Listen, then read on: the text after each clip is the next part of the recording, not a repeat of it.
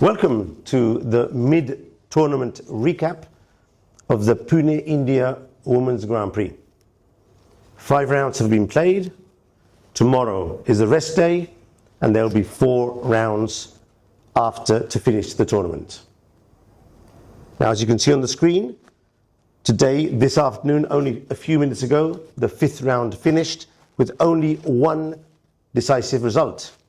Vaishali from India defeated Munguntuul from Mongolia. The rest of the games ended in draws, although there were 1 or 2 of them that could have gone either way. Up to now, every round we're getting 2 to 3, even 4 decisive results. So it was a bit unexpected that today there will be more draws. But that's how it goes with chess. Let's check the standings after the 5 rounds. Now, as you can all see, Chinese Grandmaster Zhu Jiner is leading the tournament with 4 points out of 5. 3 victories and 2 draws. Today she had a very, very close shave against Nurgyul Salimova. You can check out the video recap of that game published here on the channel. But she saved the game and she still leads the event going into the rest day.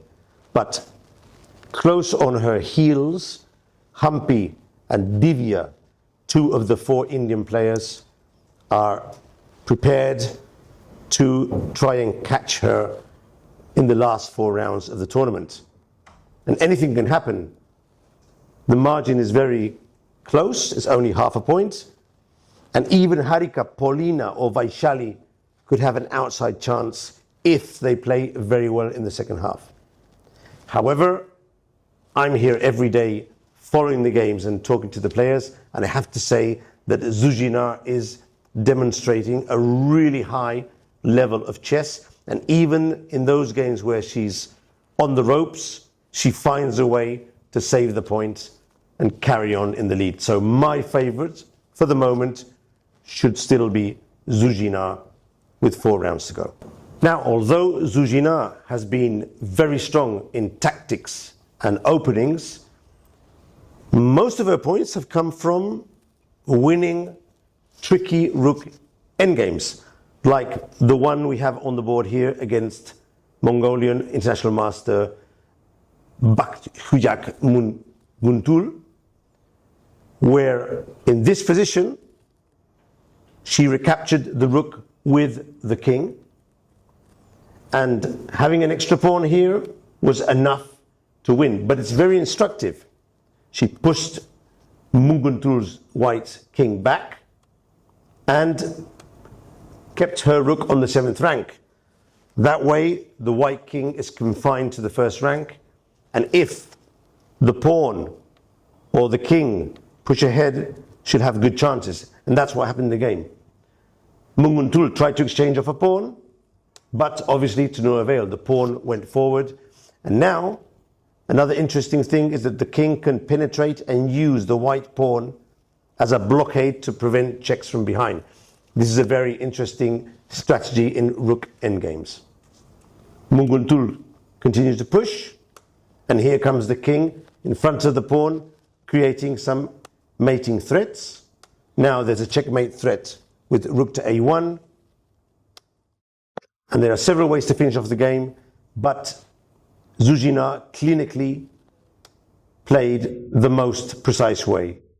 She puts the king out in the open, and very important, this move, rook to b6, where she places the rook attacking the white pawn laterally, and therefore she keeps the rook attacking. This is not so frequent in rook endgames, so it's very instructive for you guys to know how to play. The white rook cannot abandon the pawn because there's no check to take it away.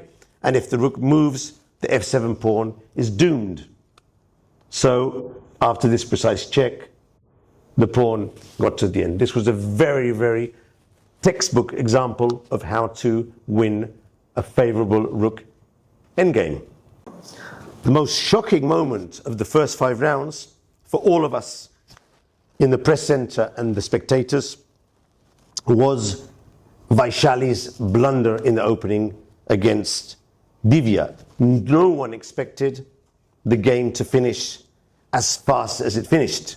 As you can see on the board, they're still in theoretical opening, and both players have more time than they started the game with because they were playing at the speed of light and accumulating the increment.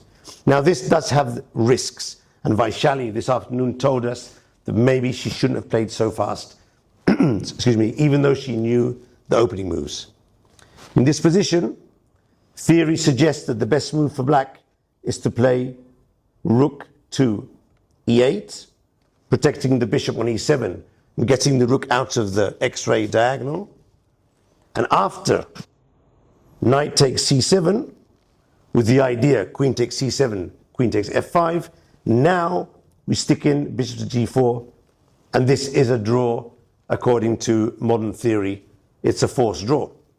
However, as Vaishali recognized this afternoon, she did what we call a fingerfehler, which means, it's a German word, which means you move your finger to make a move without realizing that you forgot to make a move first, the intermediate move.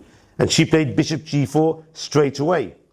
She forgot to move first the rook and then play bishop g4. She knew it was the move, but she messed up the move order. And now it's different because white has this fantastic knight takes f6, hitting the queen, hitting the rook, and after bishop takes queen, the bishop on c6, f3 is attacked, the bishop on e7 is pinned, and after this forced sequence, the white bishop goes to g5, the rook comes to e1, and Vaishali had to resign.